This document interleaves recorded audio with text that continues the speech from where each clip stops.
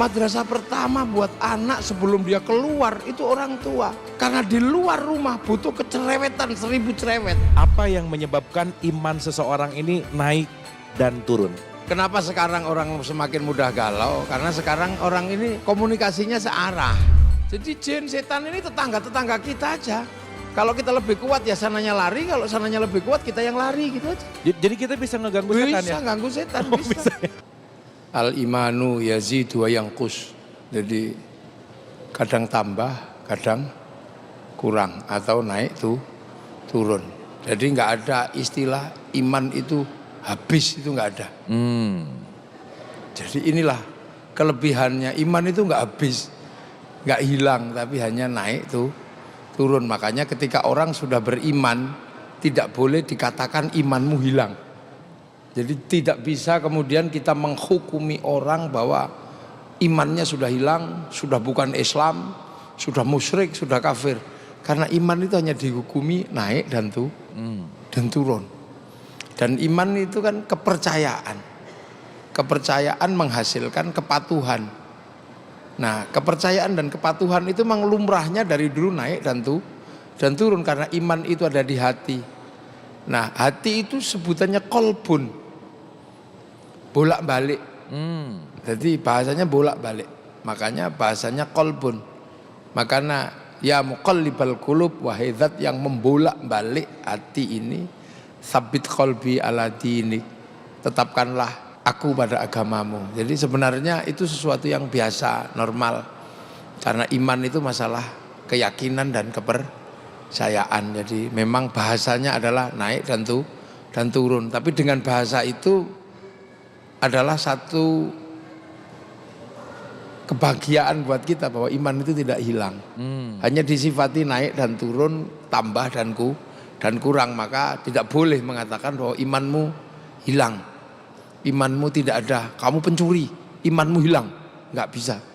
Karena iman itu konsep paling dasar kepercayaan manusia kepada Allah. Mahwal iman. Itu iman itu luas. Ada pertama iman antu'mina billah, iman kepada Allah. Wa malaikatihi dan malaikat Allah. Wa kutubihi dan kitab Allah. Wal yaumil akhir dan terhadap hari kiamat. Nah, terhadap hari kiamat itu masuk iman. Nah, iman ini ada yang bahas terus, ada yang enggak.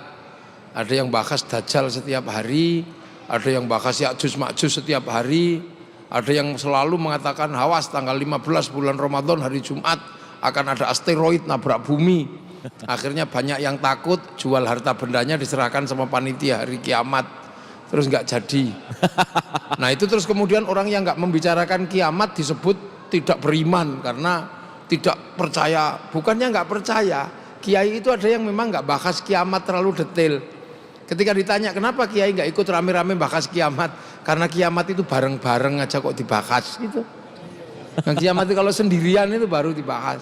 Wabil qadri khairihi wa syarrihi minallahi ta'ala, dan terhadap ketentuan baik dan buruk itu dari Allah. Jadi iman itu luas. Mungkin di satu sisi terhadap Allah nggak turun, tapi terhadap yang lain naik turun itu lumrah. Tapi nggak ada yang hilang. Jadi insya Allah manusia yang sudah beriman sampai kapanpun imannya tetap ada dan kembali kepada Allah membawa iman, dan itu jaminan keselamatan yang namanya husnul khotimah. Makanya bahasanya hanya naik dan turun, kurang dan tambah, tidak ada hilang. Wah, mantap.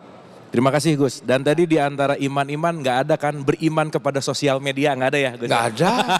Nah, yang menarik gini Gus, kalau kita beriman kepada Allah dan percaya dan yakin kepada Allah, sementara sekarang banyak orang yang curhat di sosial media Gus.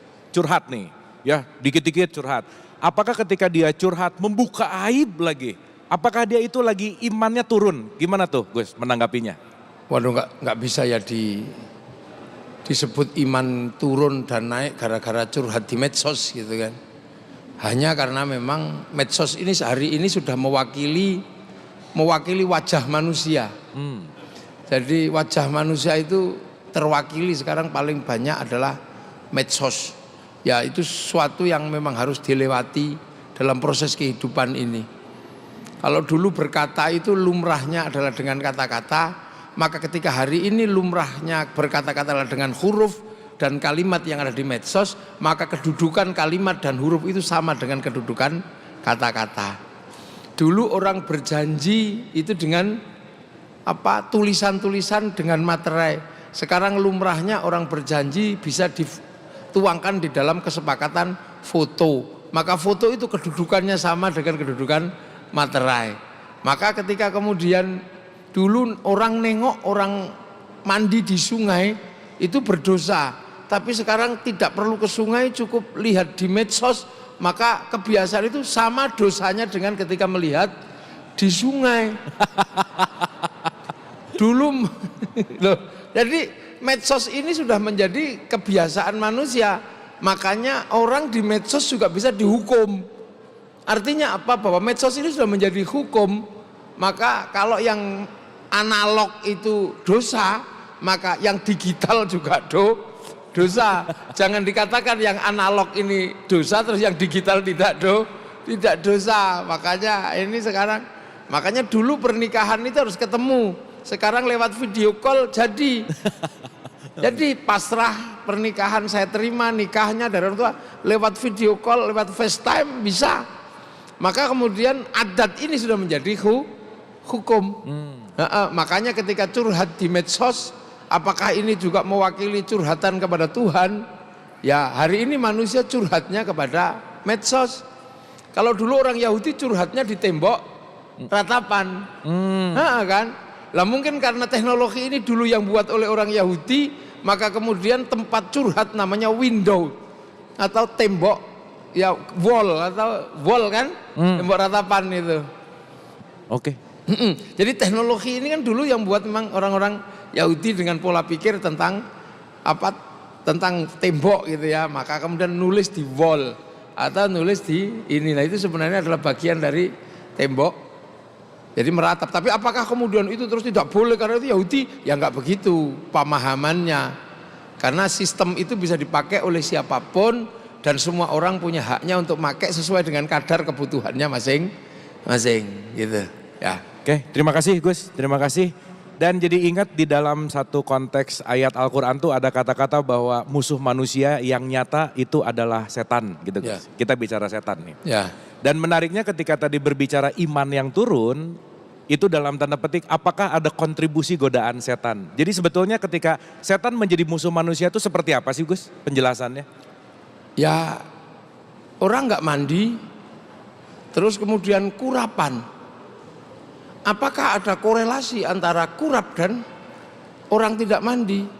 Ya sangat mungkin ketika orang tidak mandi kurapen, karena orang tidak mandi punya potensi untuk kurapen. Nah seperti orang buruk punya potensi untuk didekati oleh setan. Makanya orang kalau buruk kena setan namanya kesetanan. Tapi kalau orang sudah baik kok kena setan, digoda setan, dari setannya menggoda. Nah membedakan itu bukan sesuatu yang mudah, karena manusia juga bisa menjadi setan perilakunya. Kadang setan juga berperilaku seperti manusia, karena al-khonnas itu minal jinnati wanas. Nah membedakan kapan dia menjadi jin dan kapan menjadi manusia dalam perilaku itu nggak mudah. Tapi sebagai sebuah sosok bisa dibedakan, oh ini manusia, ini jin. Tapi ketika berperilaku susah. Karena manusia juga bisa berperilaku seperti kambing. Manusia juga bisa berperilaku seperti ayam. Ketika dia nggak ngerti siapa istri orang, nah itu ayam. Nah terus apakah itu perilaku? Ini berbicara tentang perilaku. Nah dalam hal ini kan kita bisa melihat perilaku orang seperti kesetanan. Tapi realnya benar nggak ada setan di situ? Pasti ada. Karena dalam setiap kejahatan iblis setan pernah bersumpah, aku akan sesatkan manusia. La'ughwiyannahum, akan aku sesatkan. Makanya fa'angdzirni ila yaumi yub'atsun, tunda mati saya sampai hari kiamat. Untuk apa? Menyesatkan manusia. Sumpah itu pernah ada. Tapi apakah sampai sekarang manusia selalu kena setan ketika dia keliru? Nah itu juga bukan sesuatu yang mudah untuk ditafsirkan. Kecuali kalau ini berbicara tentang hitam dan putih. Bahwa dulu ketika manusia lahir, baik itu hak patennya manusia, buruk itu hak patennya iblis. Maka ketika manusia melakukan keburukan, berarti dia melanggar hak cipta, gitu aja sebenarnya. Melanggar hak cipta. Iya kan? Manusia itu disuruh baik, iblis disuruh jelek. Nah maka ketika manusia baik, dia tetap sebagai manusia. Ketika manusia jelek, dia melanggar hak cipta. Karena apa? Dia mengambil perilakunya iblis. Nah cuman itu kalau jadi pelanggaran hak cipta sebenarnya. Jadi orang pakai motor juga benar, tapi ketika kemudian pabriknya melanggar hak cipta, dia bisa dihukum. Gitu lah. Kalau ngomongin setan tuh seru nih Gus. Dan kita tahu bahwa Quran sendiri mengatakan aku akan mendatangimu dari depan, belakang, kanan, kiri gitu Gus. Nah dalam konteks di sini berarti kan ada pintu masuk setan ke kita. Gimana sih Gus cara setan menggoda kita tuh gimana? Monggo. Nah kalau setan ini kan bisa masuk kemanapun. Karena setan itu makhluk ruhani. Nah manusia ini punya jasmani. Nah jasmani manusia bisa dimasuki setan. Itu bisa. Itu kan. Tapi bahwa kemudian hari ini menjadi perdebatan. Bagaimana cara masuknya setan ke dalam diri manusia. Jin dan setan ini masuk pertama dalam Al-Quran disebutkan. Cara masuknya menggunakan sistem al-khonnas. Sistem pengintai. Nah, jadi mengintai gini. Nah untuk apa? Untuk bikin yuwaswisufi sudur rinas, membuat keraguan. Itu yang tekstual. Nah ragu-ragu apa? Ragu-ragu pada aturan Allah, ragu-ragu pada ketentuan Allah. Kemudian dia melakukan sesuatu yang dianggap sebagai sesuatu yang biasa, tanpa lagi ada rasa takut bahwa itu tidak diizinkan oleh Allah. Itu yang pertama. Jadi masuk ke dalam diri manusia dalam konsep dasarnya setan adalah menggunakan sistem membuat ragu-ragu terhadap akhirat, ragu-ragu terhadap sehingga melakukan kejahatan. Cuman kan konteksnya sekarang orang kemudian mengidentifikasi setan masuk itu dengan model kesurupan. Kan gitu? Ya kan jadi setan masuk itu model kesurupan. Kalau model kesurupan itu model cloning sebenarnya. Jadi setan sedang mengkloning dirinya menggunakan manusia dan itu konsepnya bukan sesuatu yang dalam pengertian setan masuk ke dalam tubuh manusia. Kalau itu kan hanya persoalan kesurupan. Kalau kesurupan itu jadi gimana tuh Gus? Memang masuk. Masuk dan menduplikasi. Setan menduplikasi. Dan itu kan tidak kemudian berakhir kepada surga dan neraka gitu loh. Itu kan sifatnya hanya nempel terus ganggu, kelumrahan menjadi manusia diganti dengan kelumrahan yang lain. Tapi itu sifatnya tidak ekstrim. Sifatnya tidak kemudian menghilangkan akidah, enggak. Kalau itu ya lumrah lah. Kadang manusia yang kuat juga bisa mengganggu iblis, mengganggu setan gitu loh. Karena setan ini kan sebenarnya jin dan setan ini kan makhluk satu galaksi. Jadi jin, setan ini tetangga-tetangga kita aja. Kalau kita lebih kuat ya sananya lari, kalau sananya lebih kuat kita yang lari gitu aja. Jadi kita bisa ngeganggu setan ya? Bisa ganggu setan, bisa. Ya? Bisa, kita bisa saling ganggu. Wong itu makhluk satu galaksi kok. Yang disebut penguasa gunung ini beneran ada, tapi itu makhluk satu galaksi. Kekeliruannya kalau kita nganggap itu tuh Tuhan. Jadi banyak sekali penunggu-penunggu di sekitar kita banyak. Tapi itu makhluk satu galaksi ya, bisa ajak kelahi bisa. Kalau kemudian kita lebih kuat maka bisa kita suruh, bisa. Kita suruh dan itu nggak ada urusannya dengan musyrik, dengan apa enggak. Seperti kita ngambil sapi dari tengah hutan kemudian kita suruh bajak sawah. Ya seperti kita ngambil monyet dari dalam hutan kita suruh manjat kelapa. Seperti kita ngambil harimau kita suruh berburu.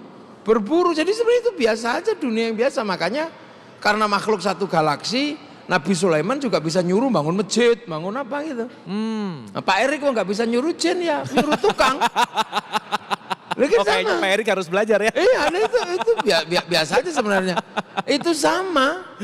Jadi nggak usah terlalu kemudian ini musyrik, enggak. Biasa aja, yang penting kita tahu ilmunya. Iya, kita suruh-suruh apa bisa. Makanya ada yang suruh nyuri uang itu bisa. Tinggal dilatih aja, diedukasi bagaimana cara mencuri uang. Kalau Menerima pelatihannya nggak? menerima pelatihannya ada. Ada itu yang bagian melatih begitu ada. Wong itu makhluk satu galaksi aja kok. Kalau ketika datang dari Pluto ya seremnya luar biasa. Tapi kalau kita ajak kelahi dia juga lari. Nah malaikat apa itu bukan dari galaksi yang ini. Malaikat itu dari galaksi yang nggak tahu ke tempatnya di mana. Jauhnya luar biasa. Kalau setan jin yang hari ini gedruwo kayak gitu itu makhluk satu galaksi. Kita lempar pakai tela pohon bisa itu. Kasih makannya makan gitu. Sama aja dengan kita nyuruh sapi terus kita kasih rumput itu. Oke. Nah, yang jadi sekarang pertanyaan berikutnya adalah gimana tuh supaya kita tuh nggak kalah sama setan? Apakah bisa dikalahkan sendiri atau misalkan kita harus ketemu orang pinter gitu loh Gus? Harus ketemu kiai gitu misalnya, monggo? Enggak juga. Wong itu kan dunia umum. Kelahi sama mereka, menghadapi mereka nggak harus dengan melalui belajar dengan kiai. Di semua agama ada sistem pembelajaran itu. Semua manusia dikasih, wong itu makhluk biasa aja kok. Ada orang tidak beragama sama sekali ya bisa ketemu dengan makhluk itu. Di kampung-kampung, di pelosok-pelosok, di pedalaman-pedalaman sana banyak. Hidup satu galaksi kok. Saling mengganggu, saling iseng itu ya bisa aja. Iya. Nah tapi kemudian merepresentasi agama dalam pengertian gangguan dari mereka. Ini kan tidak seperti kesurupan. Oke. Gitu loh, itu berbeda dengan ilmu tentang kesurupan dengan ilmu tentang jin yang mengganggu manusia beda. Jadi tidak kemudian menampakkan, oh gitu bukan itu iseng seperti kita ketemu harimau, oh kita lari dia lari gitu sama. Beda konsepnya. Oke. Jadi sekarang kan dicampur-campur gitu. Ya. Jadi seolah-olah bahwa jin mengganggu manusia itu termasuk kesurupan. Enggak juga, manusia menyurupi mereka juga bisa. Iya. Loh iya, manusia dengan kualifikasi yang tertentu nyurupi mereka bisa. Oke. Ini ilmu baru nih Gus. Bisa. Tahu berak-berik kampungnya juga bisa. Tidak berarti kemudian manusia sangat hebat ketika bisa masuk sana. Sana juga kadang keliru masuk ke kampung kita. Oke. Waket tempilingi gitu suruh pulang lagi udah pulang sana. Oke. Nah kalau Gus Muwafiq menyembuhkan orang gitu misalkan gitu ya. Ada yang minta untuk disembuhkan gitu dan apa sih sebetulnya yang disembuhkan tuh apanya Gus? Dikeluarkan. Oh. Dikeluarkan aja dari tubuh manusia yang ditempati itu. Dia kan kadang di aliran-aliran darah di mana. Oke. Suruh keluar aja. Nah cara nyuruh keluar, masukkan anasir bagus, anasir uluhiyah yang melalui mulut, minum atau makanan agar masuk ke aliran darah. Nah ketika aliran darah itu menyerap sesuatu yang baik, dia pergi. Oke. Makanya makanan-makanan yang didoakan itulah yang kemudian menyimpan doa untuk masuk ke dalam tubuh manusia. Nah sekarang orang bertanya, masa makanan bisa menyimpan doa? Ya jangankan makanan, kaset aja bisa nyimpen suara. Iya kan kaset itu nyimpen suara, handphone nyimpen gambar. Loh makanya dulu orang berdoa, Allahumma barik lana, berkahilah. Makanya kemudian makanannya berubah menjadi makanan barokah. Lah ketika makanan barokah jadi daging, dagingnya daging barokah. Kalau daging barokah itu enggak dibakar sama api neraka, makanya barik lana niku terusannya wakina ada benar karena doanya barokah, maka ketika dibawa pulang namanya berkat. Dapat berkat gitu ya. Dapat berkat. Nah itu kalau dimakan jadi darah, jadi daging, makhluk-makhluk dengan anasir buruk dia pergi. Oke. Iya kan? Kalau virus dimasuki dengan obat, cacing-cacing dimasuki dengan obat cacing. Nah anasir makhluk yang tidak nampak ya dimasuki dengan sesuatu yang bersifat uluhiyah. Oke. Saya mau tanya dulu audiens yang ada di sini, ada yang pernah merasakan galau? Boleh angkat tangannya? Wah banyak Gus nih. Kegalauan ini jadi trending topik nih Gus. Oke, gini Gus. Ada nggak sih kaitan apa yang kita diskusikan tadi bahwa kita bisa digoda oleh setan? Ketika kita melakukan sesuatu yang digoda setan, akhirnya kita melakukan dosa. Akhirnya dari goda setan, dosa, akhirnya menjadi kegalauan. Ada nggak sih kaitan antara setan, dosa, dan galau? Monggo Gus. Ya pasti ada. Karena basicnya manusia itu kan galau. Khuliqal insana halu'a. Aku bikin manusia ini seneng berkeluh kesah. Basic ya Gus ya?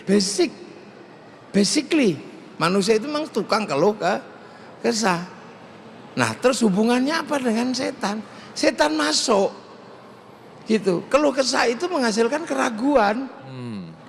Nah keraguan itu kan al-khannas itu pekerjaannya adalah yuwaswisu fi sudurinas. Nah nanti kemudian begitu dia ragu-ragu, dia terjebak melakukan dosa.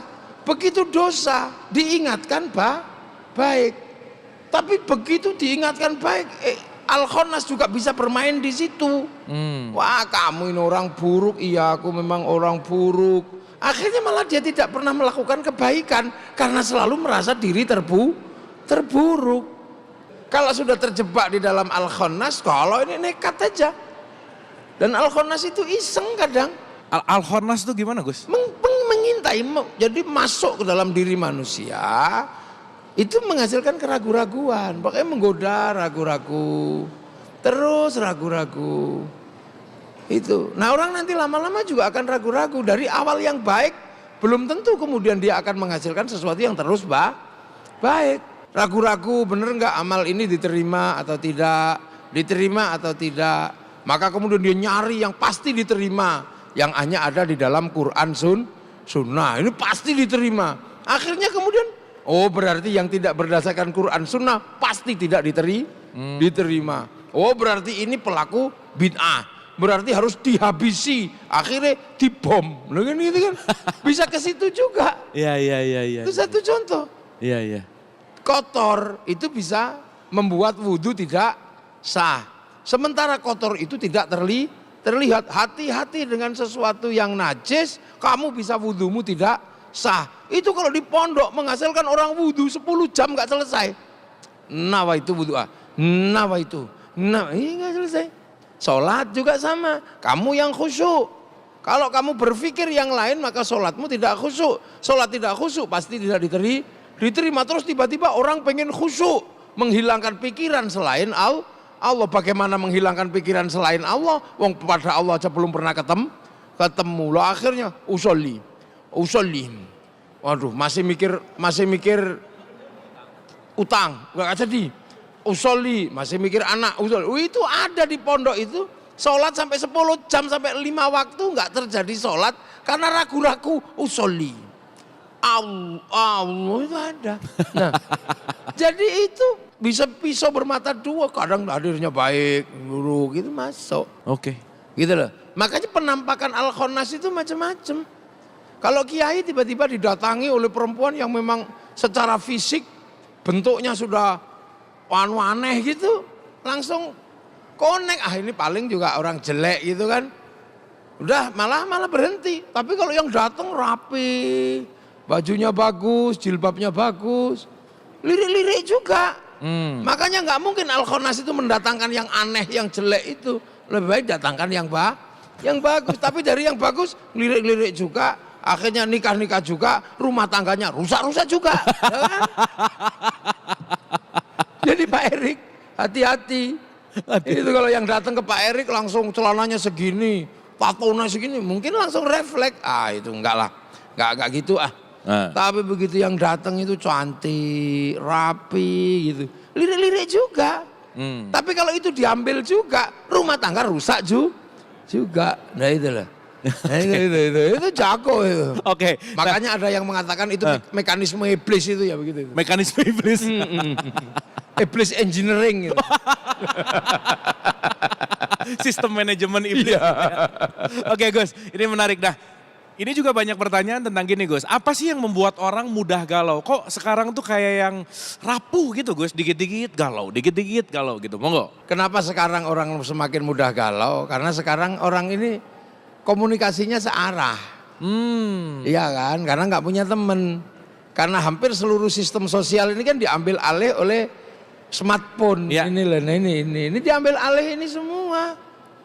Jadi orang kemudian berhadapan dengan ini semua, dia nggak punya teman, nggak berinteraksi. Jadi akhirnya orang tidak bisa kemudian komunikasi timbal balik. Dia merasa eksis kalau sudah berhadapan dengan handphone. Sementara smartphone nggak bisa ngapa-ngapain, nggak bisa kasih saran, nggak bisa apa, kecuali Google. Hai Google, gitu kan? Nah itu termasuk problem kekinian. Oke. Iya, kiai juga ngajar santri juga capek sekarang. Dihukum lari bisa mati. Karena dulu anak-anak dihukum lari nggak ada masalah. Karena sebelum mondok, kalau ngambil sesuatu dikejar yang punya, lari. Nah anak sekarang larinya di game. Nah kalau disuruh lari beneran, mati. Anak dulu mainan anak-anak dibully temannya, biasa. Makanya ketika kemudian di pesantren dibully, tahan. Anak sekarang nggak pernah dibully. Dibully handphone nggak pernah, di game juga nggak pernah. Maka kemudian ketika praktek dibully, ya dia bisa sakit hati. Itu mudah galau. Oke. Makanya berteman itu kan penting, manusia itu makhluk sosial. Kita juga kalau kembali ke Quran Gus, sering dengar juga bahwa obat galau itu adalah Quran. Nah mungkin bisa kasih penjelasan dan pencerahan kepada kita, surat apa sih di Quran atau apa yang harus dibaca ketika galau Gus, monggo. Oh ya macam-macam, tinggal galau kenapa? Kan gitu. Kalau galau istri cerewet ya summum bukmun umyum faum lah. Ini penting banget nih kayaknya. Iya kan? Penting nih. Iya benar-benar. Ya kan galau kenapa gitu kan? Kalau galau karena cinta ditolak, ya galau innahu min Sulaiman wa innahu bismillahirrahmanirrahim Allah ta'alu alayya wa'tuni muslimin. Kalau galaunya seorang pemburu, ya wa ma romaita id romaita walakinallaha roma. Kalau galaunya seorang tukang kelahi, ya idza batostum jabarin. Nah kalau galaunya orang tidak punya kerjaan, ya fatahu ya rozak. Lo kan semuanya ada. Tapi kalau kemudian galaunya akut, ya seluruh Quran. Iya kan obat gitu loh. Kita ini cuma dikasih tahu bahwa Quran itu obat. Pemilik obatnya siapa? Allah. Makanya bacalah Quran, urusan cara mengobatinya ya urusan Allah. Jadi Allah yang mengatakan kamu baca Quran itu sebagai obat. Kita cuma disuruh baca. Maka ketika kita baca ya sudah baca aja. Urusan yang mengobati itu seperti apa? Urusan Allah. Nah kita kadang terus kemudian mendikte pangeran tolong diobati. Akhirnya spesifik kan, ini obat ini. Kalau tukang pijat galaunya ya karena nggak laku-laku, nggak manjur pijatannya, ya obatnya ya awalam yarul insanu ana khalaqnahu min nutfatin fa idza huwa khasimun mubin. Wa daraba lana mathalan wa nasiya khalqahu qala may yukhyi dhamma yaramim qul yuhyil ladzi ansha'aha awwala marrah wa bikulli khalqin alim. Lu kan gitu. Banyak ya Gus ya? Banyak. Karena sifatnya Al-Quran itu adalah dijaga oleh Allah. Inna nahnu nazzalna dzikra wa inna lahu lahafizun. Makanya kalau kita kemudian tahu bahwa Quran itu dijaga oleh Allah, maka kita biar dijaga oleh Allah, mari ikut menjaga Al-Quran. Nah ada yang kuat menjaga 30 juz, bagus. Ada yang kuatnya cuma menjaga Yasin tok, ya Yasinan. Ada yang kuatnya cuma jaga kulhu, rajin tahlilan. Ibu-ibu di Jawa kuatnya cuma jaga nun. Ya kalau dipanggil suaminya jawabannya nun. Itu aja. Itu kan cara agar seluruh orang di Indonesia oleh orang-orang tua kita semuanya biar ikut menjaga Al-Quran. Okay. Nah kalau ikut menjaga Al-Quran pasti dijaga oleh Allah. Cuman kemampuan ikut jaganya itu. Lah makanya rumah karena nggak bisa baca Quran ditulisi Al-Quran. Oke. Anak kecil karena nggak bisa baca Quran biar dijaga Allah, tulisi Al-Quran dibikinkan kalung. Lo itu aja sebenarnya. Nah itu menarik Gus yang terakhir bahwa sekarang Quran itu kan sebagai syifa. Ada yang dijadikan kalung, ada yang mungkin bahkan dipraktekkan dimasukin ke air, diminum, ada yang disimpan di dompet dan seterusnya. Itu tuh gimana sih Gus sebetulnya Quran-Quran yang menjadi syifa itu gimana? Monggo. Istilahnya jaminan dari Allah. Itu syifa'ul linnas, obat buat manusia. Nah manusia itu khusnudzon gitu loh. Berkhusnudzon, berprasangka baik kepada Allah. inilah seolah-olah ayat ini bisa dipakai ini. Sekuat mana kita berhusnudzon, disitulah. Makanya ibadah, Quran itu kan ibadah. Nah, kita ini berhusnudzon, kuat tidak kita berprasangka bahwa kalau Quran itu adalah ibadah, maka kita baca Quran. Jadi konsepnya itu konsep husnudzon, konsep ihsan, anta abudallaha ka'annaka tarahu fa illam takun tarahu fa innahu yaraka. Makanya iyyaka na'budu wa iyyaka nasta'in. Beribadah itu husnudzon, setelah itu minta tolong. Baca Quran itu ibadah. Maka kemudian kita baca na'budu, setelah itu minta tolong, ya Allah mudah-mudahan orang tua kami nggak disiksa di neraka. Itu kan konsep na'budu nasta'in. Maka orang tidak boleh mengatakan ibadahmu nggak boleh, ini bid'ah nggak boleh, karena ibadah itu dasarnya adalah husnudzon. Oke, kita akan bertanya jawab dengan audiens. Jadi jangan sungkan-sungkan kalau ada pertanyaan, mumpung ada Gus Muwafiq di sini, silahkan dipertanyakan. Silakan, boleh? Ya, Ibu, silakan.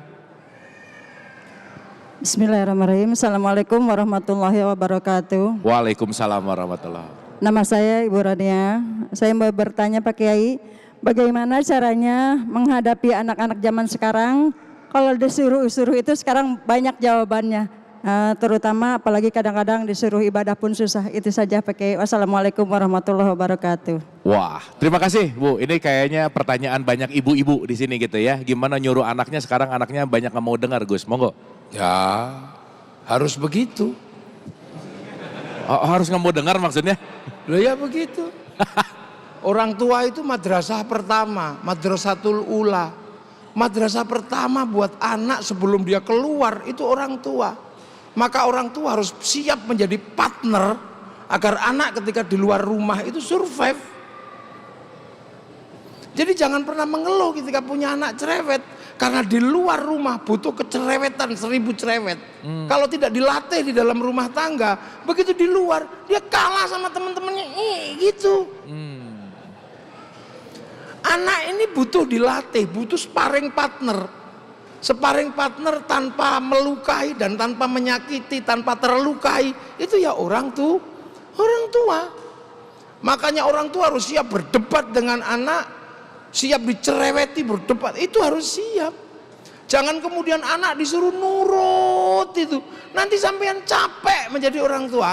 Begitu anak gede nggak bisa mengambil keputusan, cari istri nyarikan, cari kerjaan nyarikan. Dia nggak punya kekuatan survival dasar anak itu ada di dalam keluarga. Makanya anak singa digigit-gigit dulu oleh orang tuanya, dikejar-kejar. Begitu dia ketemu dengan orang tuanya nggak siap, digigit mati. Daripada mati digigit lawannya, mending digigit di dalam keluarga. Ini kan orang tua sparring partner. Kalau tidak sanggup, suruh kiai mendidik untuk diajarkan bagaimana dia langsung berhadapan dengan teman-teman santri yang lain untuk survival di situ. Maka orang tua itu pertama kali harus siap, karena di luar nanti anak akan berdebat dengan orang lain, beradu logika dengan orang lain, pengen menang dengan orang lain. Maka kemudian latihan pertama adalah dengan orang tua. Kalau orang tuanya nggak siap menghadapi itu, pondokkan, berhadapan dengan realitas yang langsung, berhadapan dengan kehidupan asli. Anak keluar, sistem sosialnya terbentuk, dia imun. Tapi kalau orang tua nggak siap, ya imunitasnya nggak ada. Dia menjadi anak-anak yang lemah, anak-anak yang lemes, penurut. Orang tua seneng, tapi besok di usia dia harus memilih. Anak inilah yang paling merepotkan orang tuanya. Itu. Okay. Maka berbahagia kalau punya anak cerewet itu. Tapi penjenengan nggak boleh kalah cerewet, harus lebih cerewet lagi. Wong itu sparring partner pertama anak itu sebelum keluar adalah keluarga. Jangan pernah grogi. Makanya ibu harus pinter, ibu harus sekolah, harus terdidik logikanya, harus bahagia. Biar apa? Menghadapi sparring partner anaknya. Makanya bapak-bapak harus pinter membahagiakan istri agar mereka kuat secara batin, kuat secara fisik. Untuk apa? Menjadi sparring partner buat anak-anak anaknya, biar nanti begitu gede punya kemampuan memilih, bersikap, tidak lagi merepotkan orang tua, lahir sudah merepotkan. Bapak-bapak ini penting nih buat bapak-bapak. Makanya nisaukum harsul lakum, perempuanmu itu sawahmu. Untuk menanam, generasi berikutnya tergantung sawah. Makanya sawah harus bagus, pemilik sawah harus tahu. Sawah tidak boleh terlalu banyak kotoran, nanti tanamannya buruk. Maka sawah ketika sudah mulai ibu-ibu mulai berjerawat, bapak-bapak harus memberikan skincare, itu penting. Harus kasih baju yang bagus. Sawah tidak boleh kurang air dan kurang pupuk. Kalau sawah kurang air, kurang pupuk, tanamannya jelek. Maka bapak-bapak harus tahu bahwa perempuannya tidak boleh kering dan kurang air. Pupuknya harus banyak, maka perempuan harus selalu pegang uang. Nah itu. Oke, terima kasih Gus, Ya. luar biasa. Jadi berbahagia Bu, punya anak cerewet berarti bagus Gus ya. Iya, Mantap, semangat. Oke, ada pertanyaan berikutnya silakan. Ya. Assalamualaikum warahmatullahi wabarakatuh. Waalaikumsalam. Saya Lutfi.